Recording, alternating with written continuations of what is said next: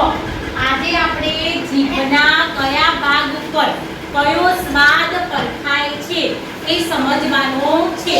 તો અહીંયા આપણે પ્રિયાશ્રી બેનનો આંખે પાટા બાંધી અને ઊભા કરી દીધા છે અને સાથે એની મિત્ર પણ છે લક્ષ્મી. તો લક્ષ્મી એના આંખે એને પાટા બાંધેલા છે એટલે વસ્તુ દેખાવાની નથી અને ખવડાવવાની છે. પ્રિયાંશીને ઓળખવાનું છે કે ભાઈ મને શું ખવડાય. ચાલો ખવડાવ.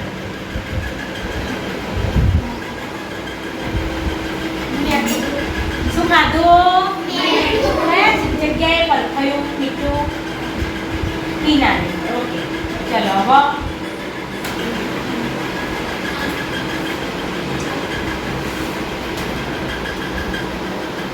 લીમડાનું પાણી. જુઓ એને લીમડાનું અહીંયા મૂક્યું તો પરખાયું નતું.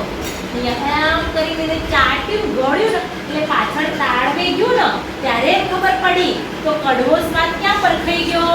તાળવે. ખબર પડી ને અહીંયા મૂક્યું તો ખબર ના પડી આટલા મૂક્યું તો એટલે પાછળ લઈ જવું પડ્યું. ઓકે ચલો હવે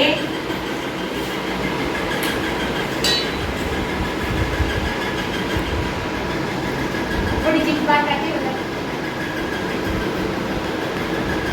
જો છેક વચ્ચે મૂક્યું ને તો ના પરખાયું એટલે આમ કરીને આમ કરવું પડે એટલે આગળનો ભાગ નહીં હોય ત્યાં સુધી એને ખાંડની ખબર પડતી નથી. તો એ ક્યાં પરખાયો એનો? અહીંયા તેલ. ઓકે ચલો હવે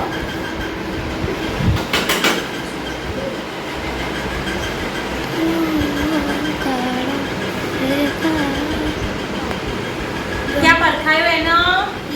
શું ખાધું તમે? લીંબુનું પાણી. તો એને સ્વાદની પરખ કરી પડે ખબર પડી કે એનો જીભ કઈ જગ્યાએ કયો સ્વાદ પાકે છે. સમજ પડી તમને? ઓકે ચલો હવે આપણે કોઈ એકબીજાને બોલાવીએ. વનિતાઈ જો વારો છે અને લક્ષ્મી એનો જુદા જુદા ભાગ ખવડાવશે. એને ખબર નહીં એને શું ખાવાનું છે. ખવડાવ લક્ષ્મી.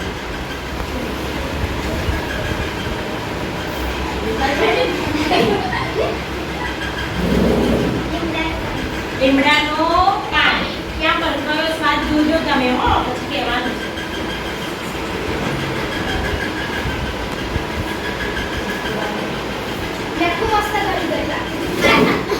ખાંડ. ઓકે ગળ્યો સ્વાદ.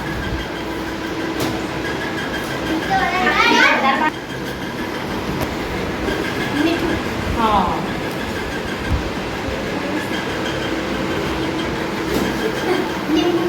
લીંબુનું પાણી.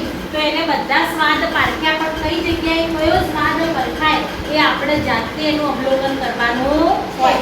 બરાબર ને? કર્યું છે તમે? ઓકે ચલો હવે નિરાલી બેનને આપણે પટ્ટી બાંધી દીધી છે. તો નિરાલીને ગમે તે વસ્તુ ખવડાવો એ બાંધી છે કે નહીં.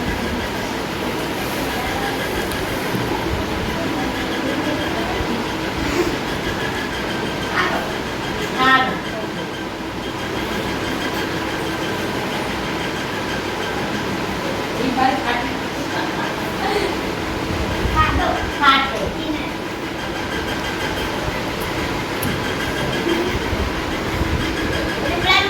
લીમડાનો રસ. ઓકે